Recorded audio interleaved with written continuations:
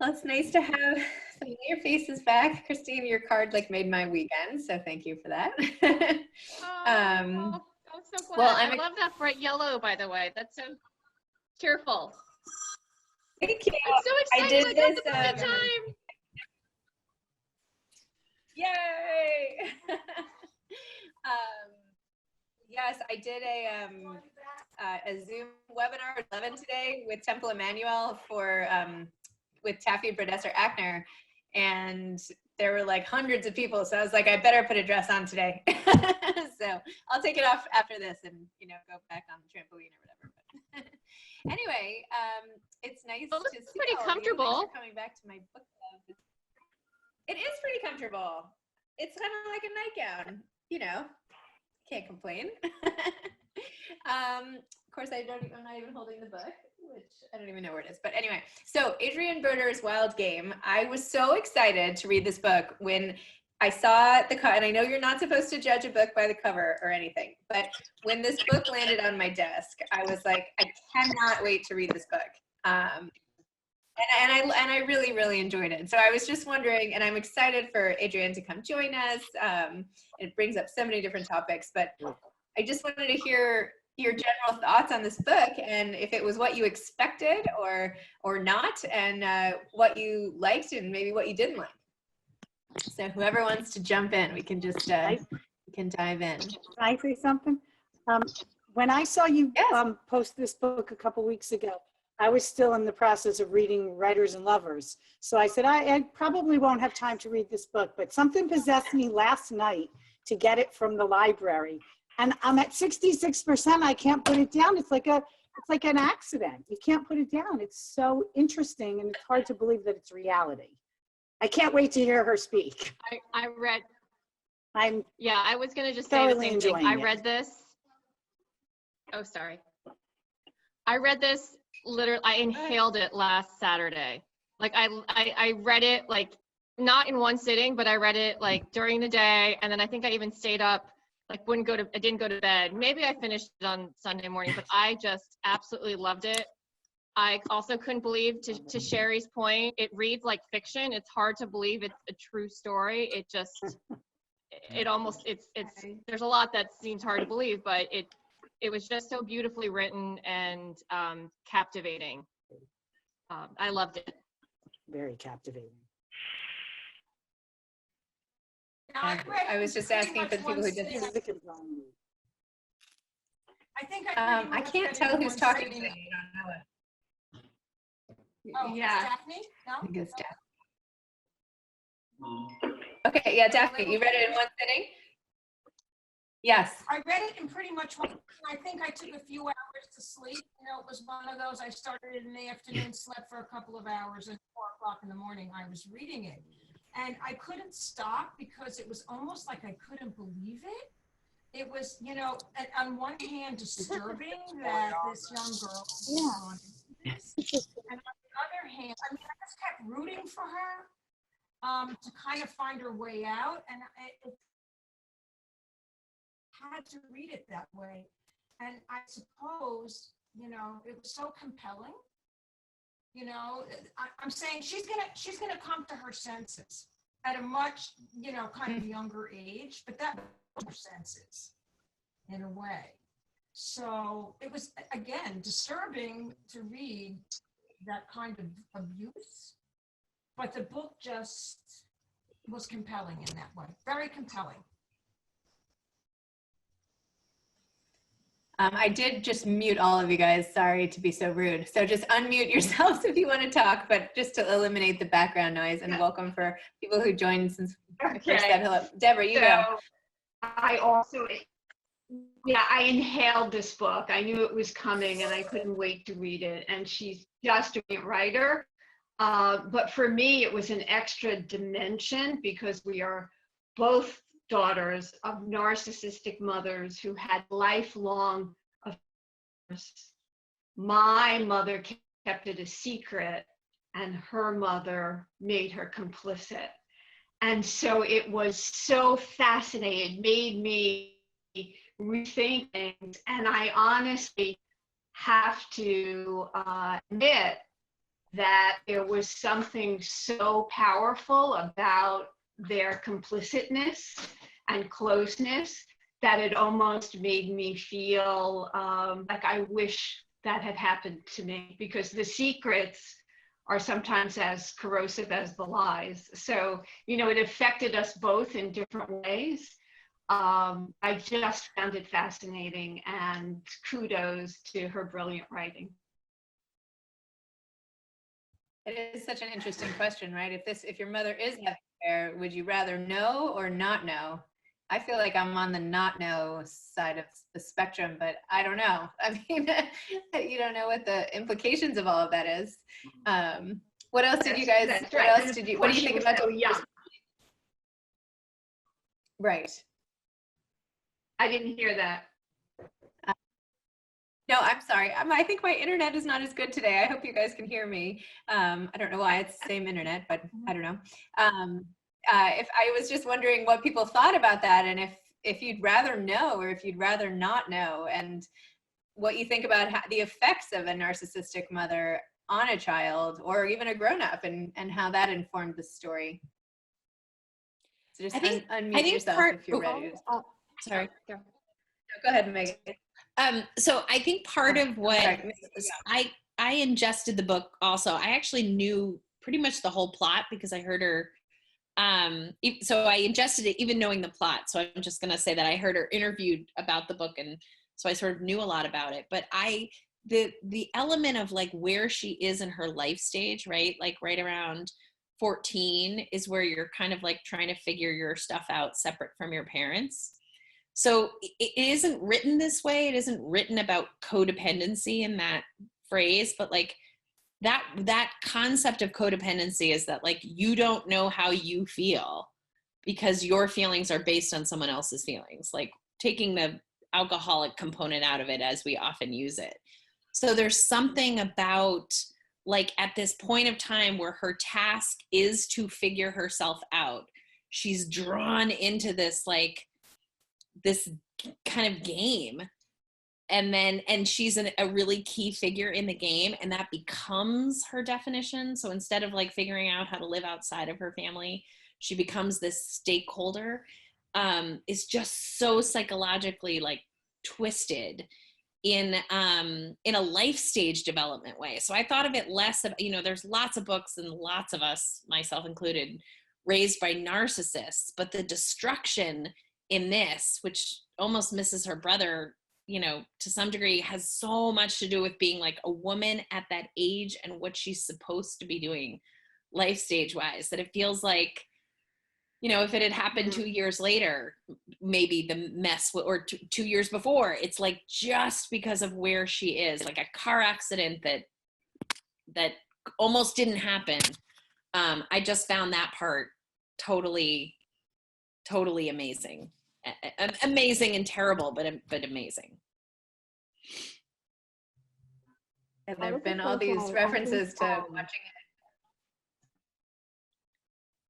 it. Sorry. Go ahead.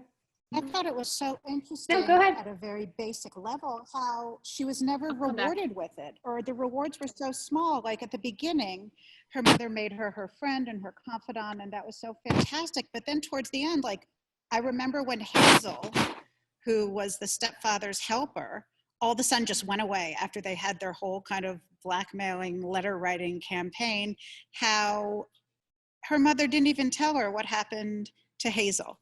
And then they got into the whole part with the necklace, and it was so chilling to me. You know, yes, she went in to get her mother's friendship, but it really just, there was just really so nothing in it for her. My heart broke for her.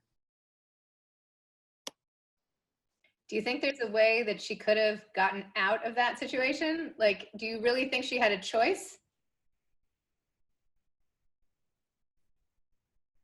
Well, I don't think she could unknow what she knew when her mother first told her that Ben Souther kissed me, you know, when she revealed that first kiss. But I think that she made a very decisive, I mean, as far as a 14-year-old, like she opted in to be part of the affair. And one thing that I think is so fascinating about sort of the psychological dimensions of this book, and that no one has mentioned, I think that she has always felt a competition with her dead brother, with whom she shares the birthday.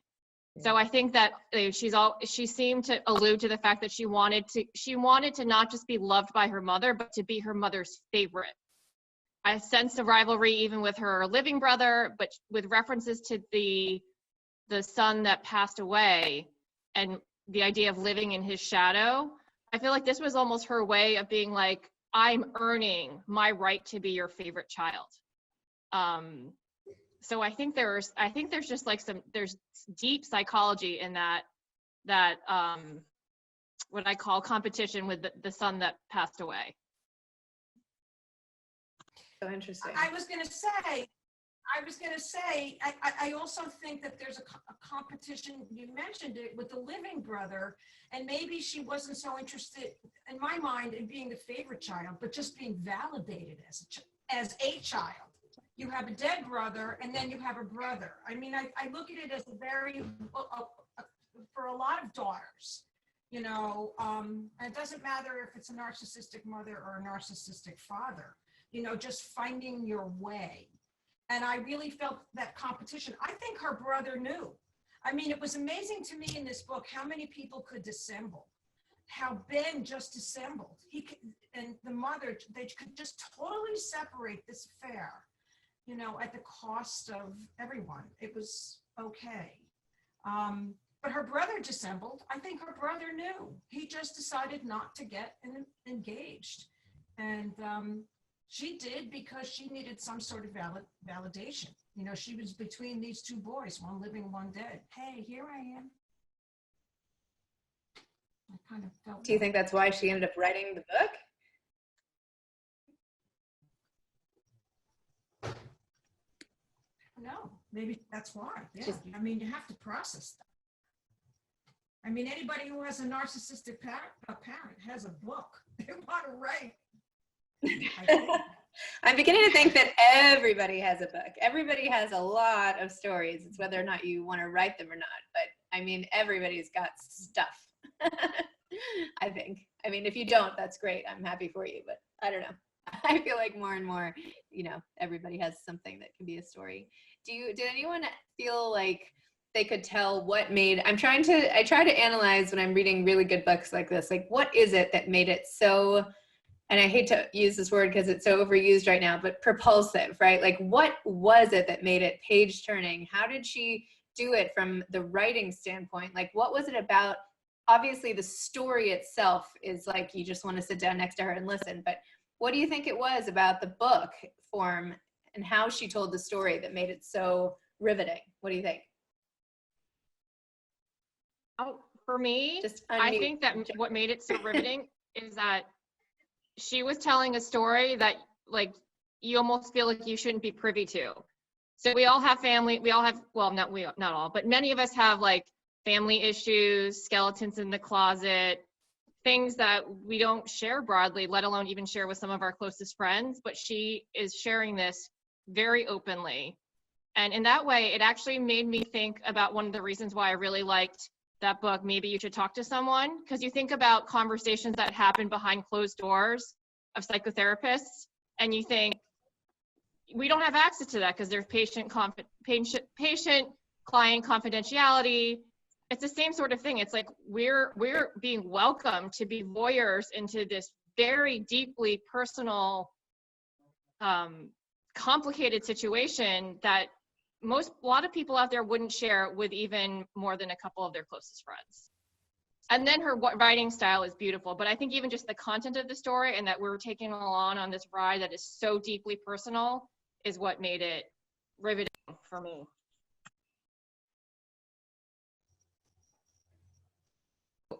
It reminded me a little bit of when I went to go see the play Dear Evan Hansen. I don't know if any of you have seen it. But essentially, like in the first 4 minutes of the play, you're like, this is not going to end well.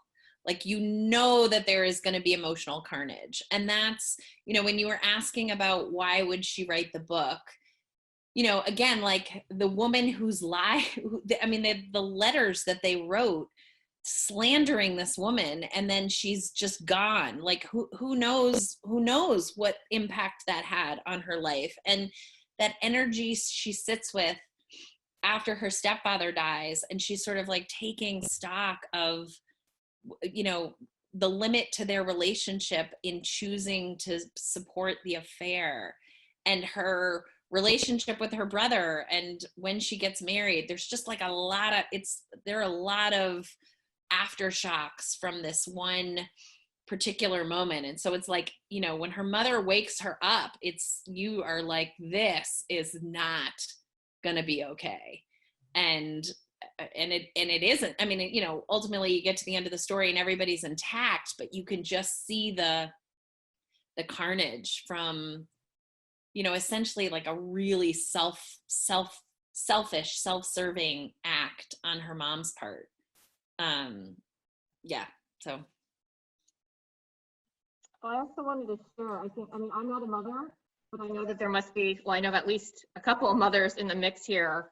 I think just the story of mothers and daughters and how inherently some of those relationships are complicated. But I think one of the most poignant and moving scenes for me is when she delivers her baby girl, and that moment of like her whole life and all the emotional damage coming forth in that instant where she has her holding her baby, and how like she doesn't want to repeat her mother's patterns. But I mean, that was just heart-wrenching for me. I don't know if it had even more of an effect for the people on the call that are mothers, but that just feeling of like, I am responsible for this young child, and I do not want to do unto my child what has been done unto. For sure. Yeah, and the legacy of that story that her grandmother ended up in a full body cast or a hip cast because of a actual violent fight, her mother and her grandmother, like that. It's just, those are not average family details. Well, I don't think this was How your, about the I don't think role this was of- your average family. And the one thing that from the very beginning, you know, when they talk about the mother and the daughter being best friends, because I was, to Christine's point, I'm a mother and I have a daughter, and she's almost 30, and we are definitely not best friends. I mean, we don't have a fractured relationship, but I'm always a little skeptical when I hear, you know, mothers and daughters who say, you know, they're best friends.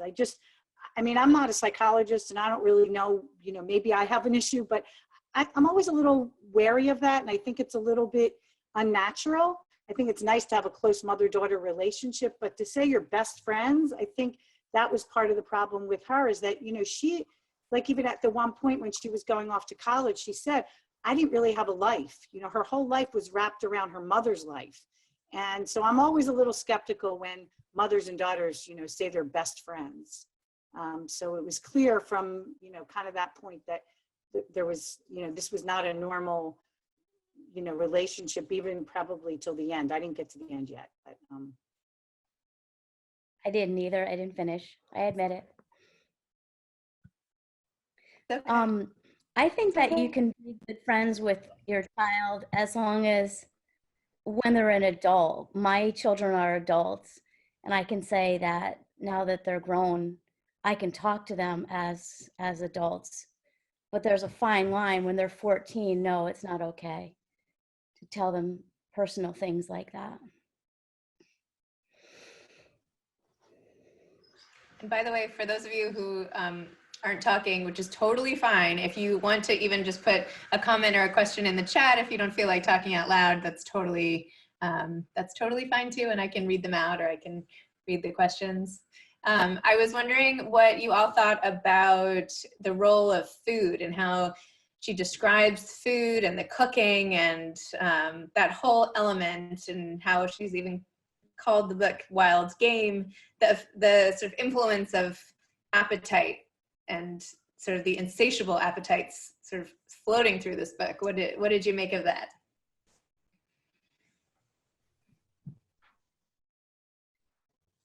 I think it was a metaphor for me. A lot of the food. Oh, I'll let someone else talk.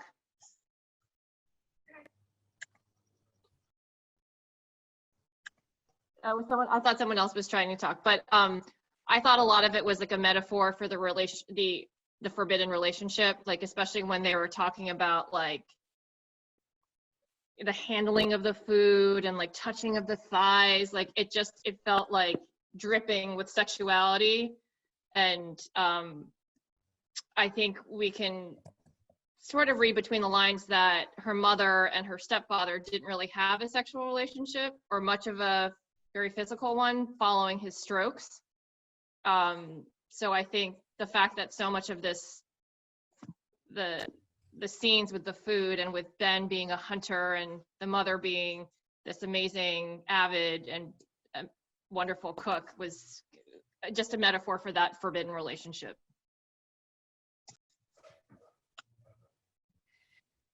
Well, it's kind of a funny thing. I like books. I'm not a big,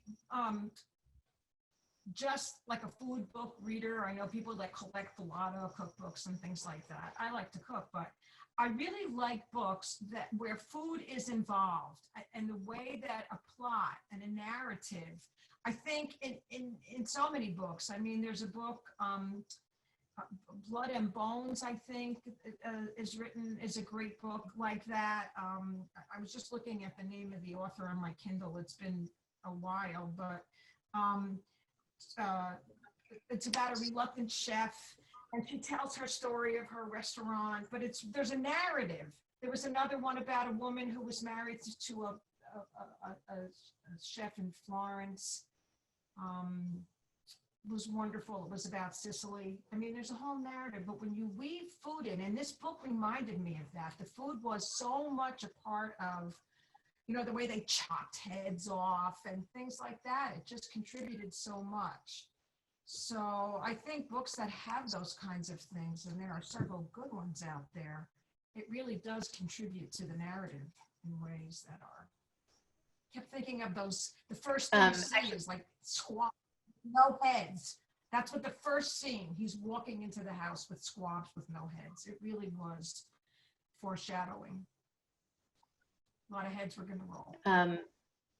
Susie Schnall, who joined, who's also a really wonderful writer, just said the author you're trying to think of is Gabrielle Hamilton, and she's listening to that book right now called Blood, Bones, and Butter. So just FYI. So thanks for that, Susie. So when Adrienne joins us shortly, what are some of the things that you're interested in hearing her talk about? She's basically spilled her life story for all of us in this book. What else? What else do we want out of this woman? No, I'm kidding. But seriously, what are some of the things that you're still curious about her process or her life or the continuation? What are some of the things? You can type them in the comments, but someone's saying she'd love to know how writing the book affected her relationships, which I agree was a big thing I was wondering about. What else would you want to know? Or what are some of the questions that you still have about what happened? I want to know what happened to Hazel. I know I keep going on and on about that, but I'd love to know what happened to Hazel. And also I'd like to know what happened to the necklace. Okay. Anybody else? If the necklace turned out to be priceless, her current relationship with her mother and brother. Anything else? Also on the family. Is there anything? I don't know how old her daughter is now, but curious about how the family, her own family history, if that came out to her daughter before this book was written, or if she had to kind of tell her daughter, like, I'm about to write this book and you're going to learn some things I've never told you before, and embrace yourself. Yeah. I'm writing these down so I don't forget. So is she working on anybody else? Does she have a positive relationship with Jacob? How she got the courage to reveal herself in such an honest way. Because, you know, there, you're right, her kids, that's my question. How do you say, okay, I'm going to be courageous enough after being so, you know, living with a sociopath? That's something people don't like to talk about. Where does she get the courage to really tell this story in this way?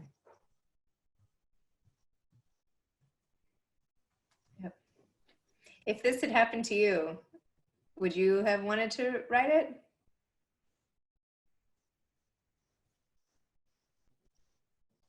Probably wanted to write it, but I don't know if I, yeah.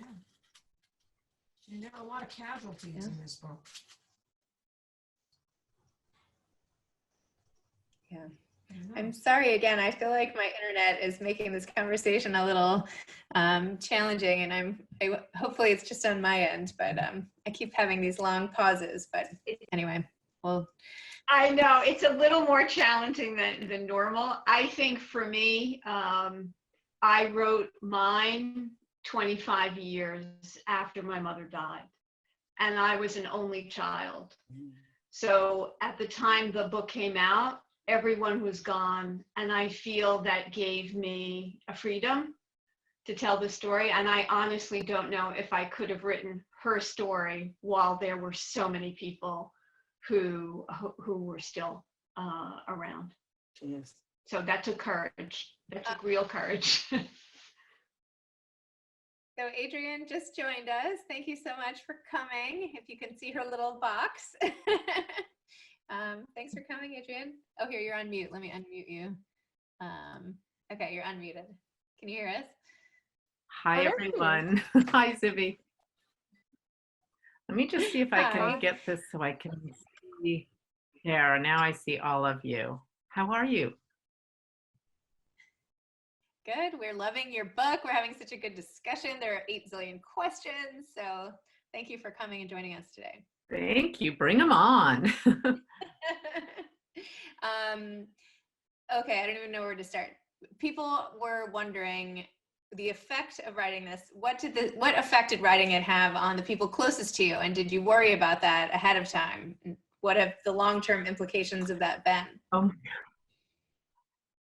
Yeah, of course. I don't think anyone can write a memoir, let alone a deeply personal memoir, which most memoirs are, without really thinking about the universe and the circle of people you're going to affect. And, I think there's some, really basic rules to follow. You're not there to settle scores. You're, all the things that we all know. But in the end, well, I should say before I started, I let the inner circle know that I was going to be writing this book, and most of them already knew. I mean, this is sort of my seminal story, the story that sort of I always kept running up against. So, did I write to my ex-husband? Yes, I wrote to my ex-husband. I let my father know. I let my brother know. I let my mother know. And the other thing I should say is that no part of this was a tell-all. I mean, the affair at this point in time was, such a distant past, such a relic. And my mother had in fact been married to, her then lover, my stepfather, for close to 20 years, my second stepfather. So this was all just sort of in the foggy distance in most people's past of those who knew it. But what they didn't know was the level of my involvement and the, profound ways it had affected me growing up, just the secret keeping, the business of secret keeping and its effects. But I also worried, there's no real way to tell who is going to be affected, because what I worried about, feeling like I'd let the people I needed to know, there was also this whole group that orbited those people, like nieces and nephews and children of my step parents, all of whom, knew of the story too. But I care about all of them, and I didn't imagine, even if they didn't mind me telling my version of events, like, who wants to read about your father being cuckolded or your father having an affair or any of those things. So I was, long story short is, yes, great anxiety always, and not wanting to hurt anyone and wanting to be as careful. And I think that's why I also stuck so closely to the details that were really about my mother and my relationship. I tried not to speculate on other people's behavior or, I don't know. You also have to try to be as hard on yourself as anyone else. And I really did try to do that I tried to reflect on the hurt I had caused and own it as much as possible. I mean, I'm sure I missed bits, and some people would have issues, but no one has, come out and let me know that they had big problems with the book. Most people, everyone who's contacted me in my own family has been very generous and kind and appreciative in some ways. Someone has a more specific question to that point. They're wondering what your relationship is like with your stepbrother and your ex-husband.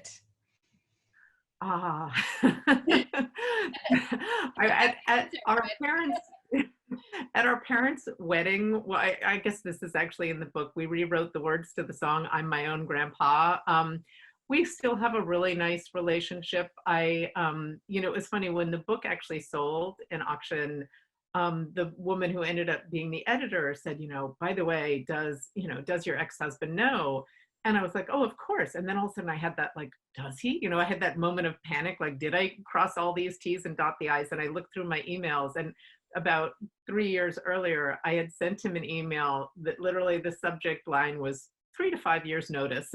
And in the email I wrote him and I said, look, and he knew exactly how tortured I was by all of this. And I wrote in the email, I'm going to have to get to the bottom of this. And I really finally realized that the only way I think I can do this well is through memoir and writing it directly. I mean, I had tried to write it with humor. I'd written a modern love column about it. And I think what I ended up understanding was that using humor was a bit of a way to deflect the real pain of the situation. So, and he wrote back and he was sort of like, I asked him if anything was off limits, and he more or less said, no, have at it. And, I sent him a version of the book while it was in, before it became a galley, just sort of asking. And he actually, I'm so embarrassed to admit this, but I had gotten our wedding date wrong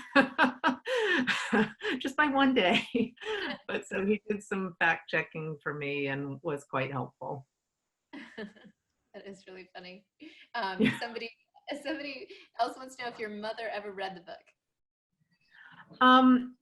My mother, I was really glad to have gotten to a point in my relationship with her. And as you can tell, it was a complicated one, but one with a lot of love, where I was able to talk to her about it and say that this is what I wanted to do, write it in this manner, straightforward. And, I wouldn't say she did a complete happy dance, but she was supportive, and she gave me access to a lot of her, she wrote journals that were sort of more like food diaries than actual journals, but she gave me access to those, and a lot of like this incredible old scrapbook that she'd kept for much of her life, and just a lot of detailed information. Between the time that I began writing it, probably about 5 years ago, and through finishing it, and it's the slow process of publishing, and then it's been out since October, my mother's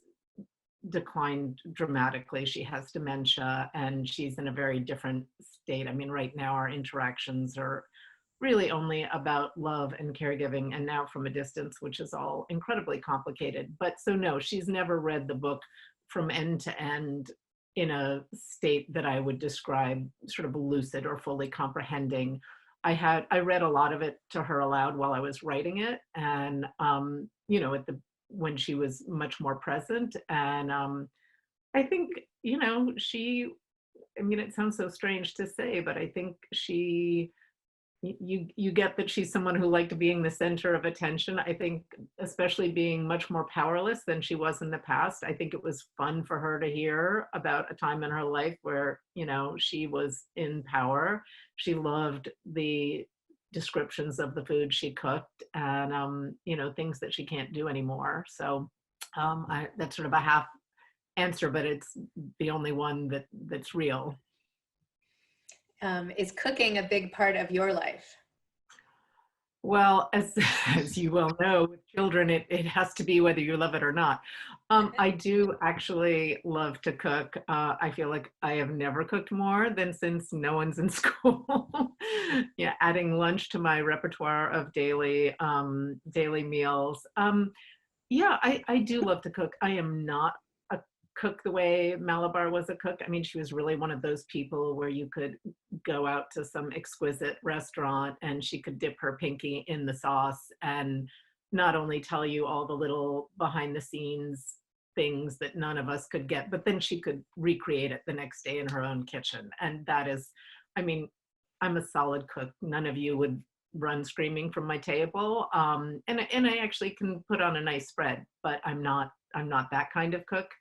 I also find it, I don't know about the rest of you, but I think it's been so interesting for me to sort of watch how your cooking changes over life. Like I remember when I first met my husband, these little romantic and very gourmet dinners for two, and then suddenly you have kids and you kind of throw a chicken and a bunch of vegetable in the oven and hope for the best, whatever shows up an hour and a half later. And you know, it's changed so much with fussy eaters and allergies and every other thing, and trying to appeal one thing that'll please all people. Impossible. I feel like we've had one meal this entire quarantine that every kid and grown-up and I'm like, we're gonna have to keep doing this. I think that might be the question. Might be how you get something for yourself out of this. Have every single person give that one recipe and make the cookbook. We all need it. Totally. Yeah, no, this was like hot dog, nothing fancy. Somebody was wondering about the necklace. Did the necklace end up being worth a lot? What about Hazel? Blah, blah, blah.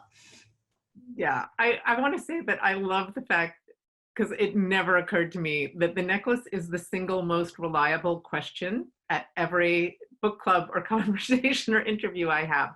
So I have a surprise for you today. The necklace, I have the necklace. Here's what you need to know about the necklace. I have never worn the necklace in my life. I do not think I ever will wear the necklace. It has, as you can imagine, not great juju for me.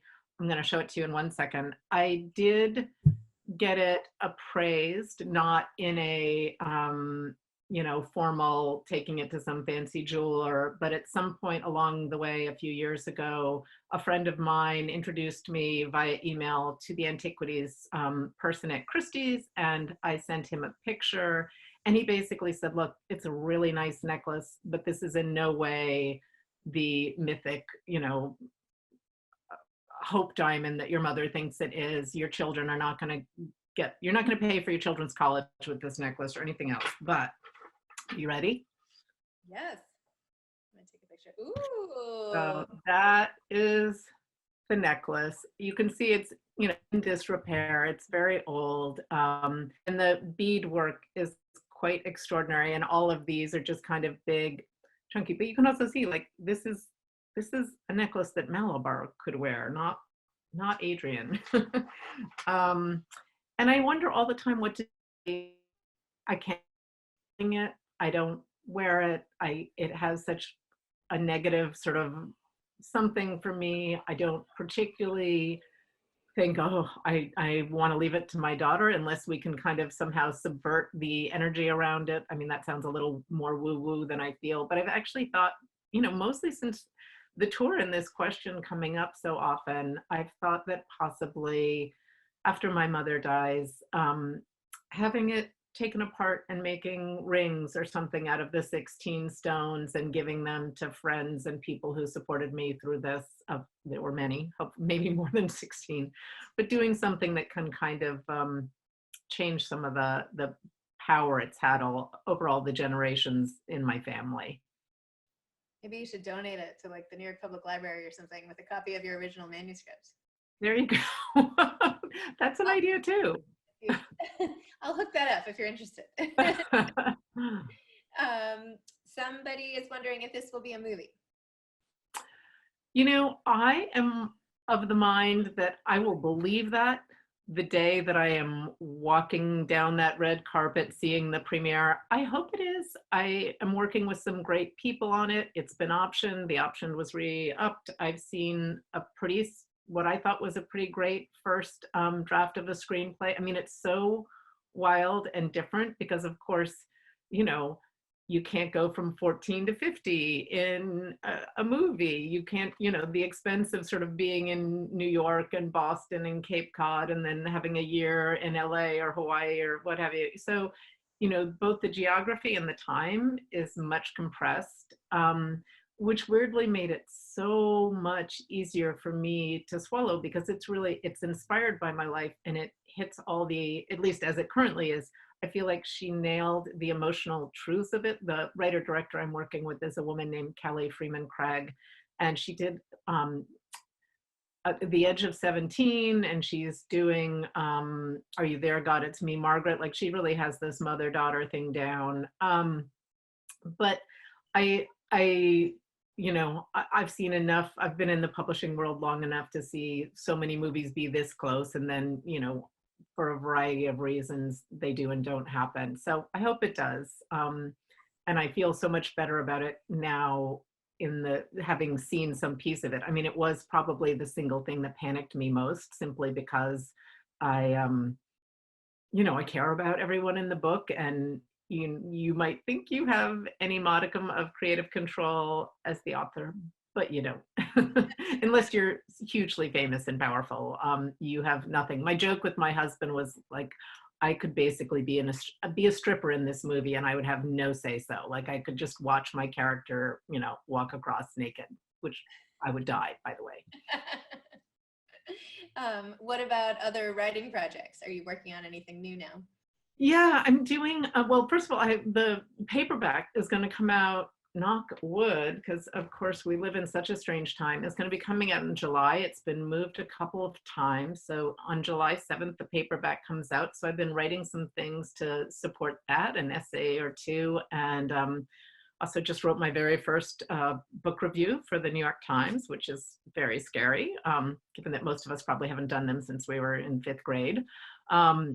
But I actually really love the exercise of that. And then I feel almost superstitious, but I feel like I've got a little toehold into a novel that I've been thinking about for a long time. So I've just sort of gotten hold of it. In that way, it's just kind of amorphous for a while, and then suddenly you find this way in. So I've taken that, but it's really very early stages. Wow. And someone said, we know the damage lies and secrets can do to the soul, but can you point to any positives in you that stem from your unique relationship? Yeah, I mean, it certainly is a lot easier to think of the negatives about secrets than the positive, because I think the hardest part, I'm going right to the negatives, I realized.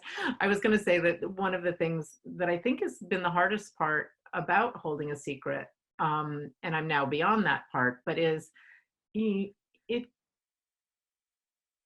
keeps you from being authentically known. Because you might think, oh, I'm just not telling about my mother's affair. But then in every single relationship you have, from teachers to best friends to boyfriends to whatever, you're not showing your full self. And therefore you aren't, having a fully realized relationship. And so that took up a big chunk of my life. And once The Secret came out and I was able to, I don't know, have just much deeper and truer relationships and talk about all the feelings, that changed a lot. So what's the positive? I mean,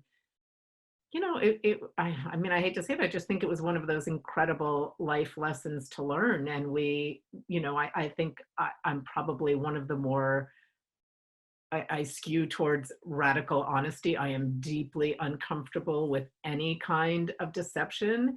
And yet on some level, I assume it in the world. I mean, there's the one part of the book that, and it's only so very briefly touched upon in the book, but I still remember this so well, which was when my father-in-law died. And, my husband's huge and lovely family all descended on my mother-in-law, and he's 6 siblings and 15 grandchildren, and we're all there. And at some point, a locked stainless steel box is discovered in the basement.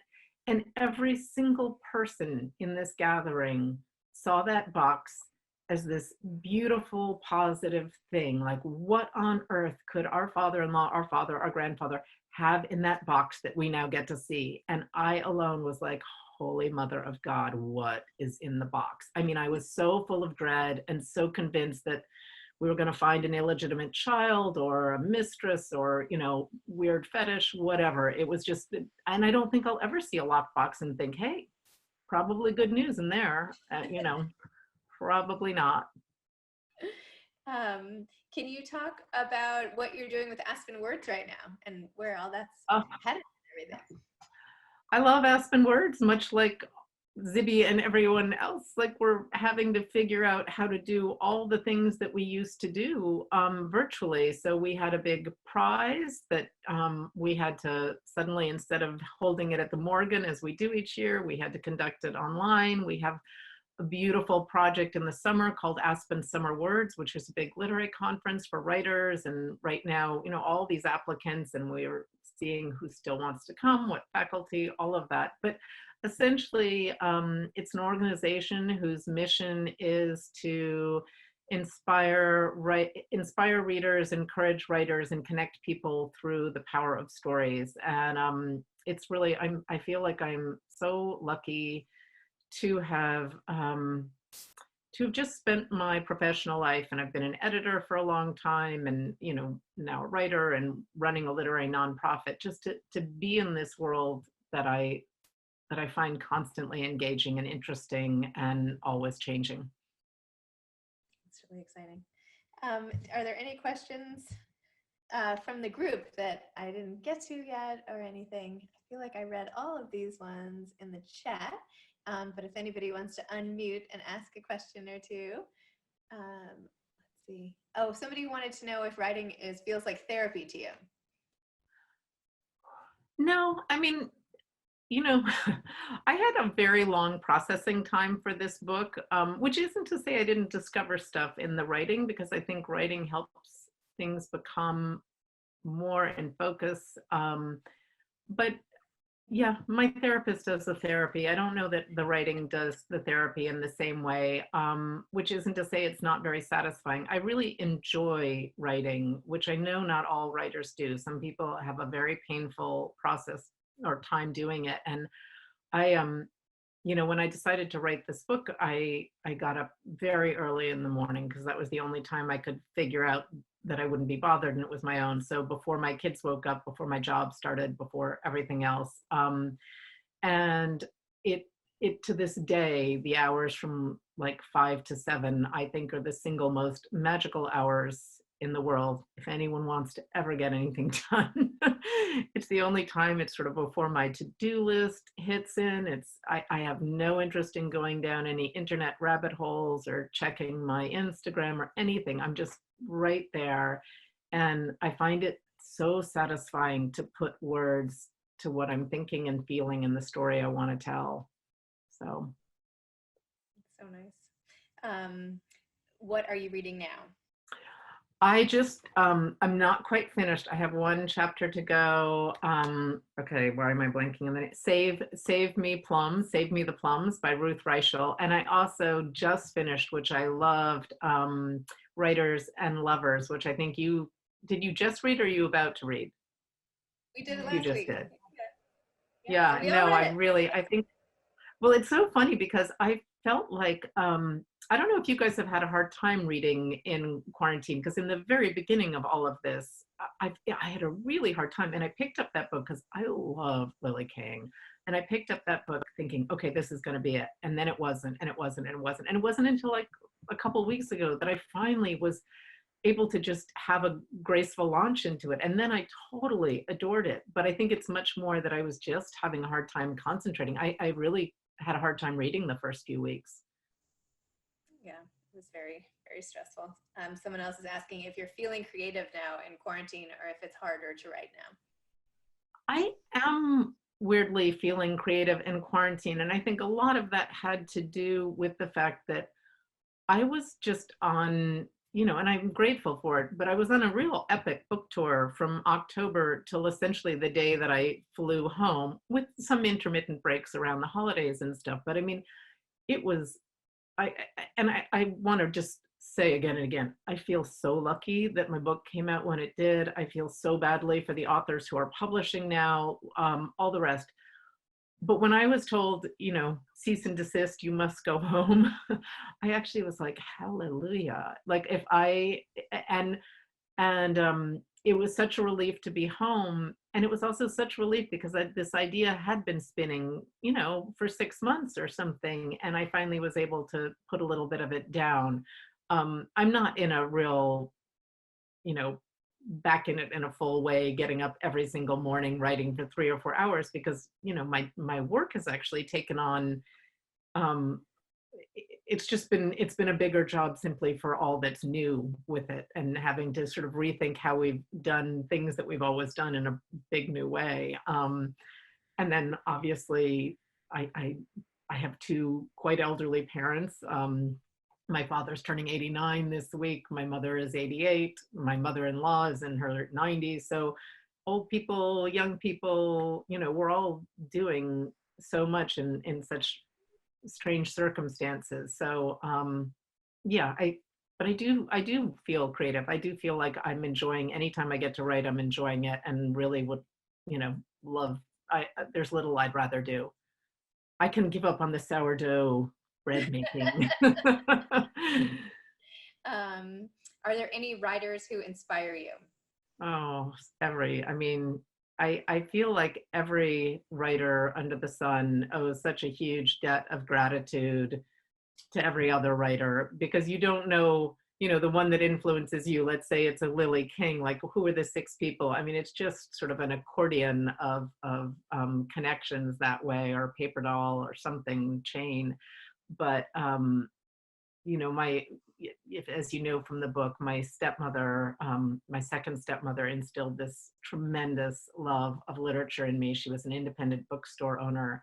And I still remember sort of the first time having dinner with her and just her pressing these novels into my hands. And I just feel like she saw something in me that I didn't even understand about myself at that point of what trouble I was in. And when I think back to those books, because I think the first 3 included a Barbara Kingsolver, probably Animal Dreams or Bean Tree. I don't remember. It was one of the way back when ones. Zora Neale Hurston, Their Eyes Were Watching God, and then Jim Harrison's Dalva. And they were all about young female protagonists sort of sorting out their lives. And I think reading creates such empathy and such an ability to sort of imagine a future, even if you don't realize that's what you're doing for yourself, and be in it. You can be in a war-torn country, you can be in the deep South, you can be rich, you can be poor, but it's so fascinating. And so many, I don't mean to be dodging the actual list of writers, but there are so many who have inspired me and continue to inspire me. And sometimes it's as simple, as an essay that inspires me. You've started a great, I'm forgetting the name of your magazine. Found time. Thank you. But I've been loving reading that. That was one of the things when I first, when we were first in this quarantine, I found like I could read shorter pieces. That's what I could handle. And so I really read a lot more essays than I have before, and it was great. Oh, good. Well, thank you for that. Well, if there are any more questions, I don't want to take up more of your time or anything, but just, is there anything we can do to help you? Oh, well, thank you so much. Mostly I just really appreciate your interest in love and literature. What you're doing in reading and having these meetings helps all authors. I know I can speak for myself and everyone else in this world where we can't go meet people. Rating and reviewing stuff on Goodreads and Amazon is really helpful to authors. So we would all appreciate that if you have nice things to say. If you can't stand a book, maybe skip it. No, just keeping the conversation going and supporting books is really all any of us need right now and can ask for. But I'm just very grateful for this opportunity. So thank you. And Zibby, you're doing so much for letters and words and writers. Really, you are like a force of nature that has flown on in the last few years and just changed it. So you go. Oh, thank you. Thank you. Well, thank you so much for coming. Thank you to everybody for coming to book club this week. Next week, we're going to be talking. You're welcome to come back. I signed up to your book club. I might well show up. There's several authors Deborah Burns and Amy Popel and Susie Schnall are all authors who have been on my podcast who came today. We're doing Maya Shanbag Lang's book, and it is so good. It's called What We Carry, and it's also a memoir that deals with her relationship with her mother, so you might find this very interesting, and secrets that her mother kept. So I will put it on your TBR list, if nothing I will else. do that. Although she comes from an Indian family. And then the week after, Janine Cummins is going to come to talk about American Dirt, which I'm really excited about too. So those are our next weeks. So I will see you at one or both. Okay.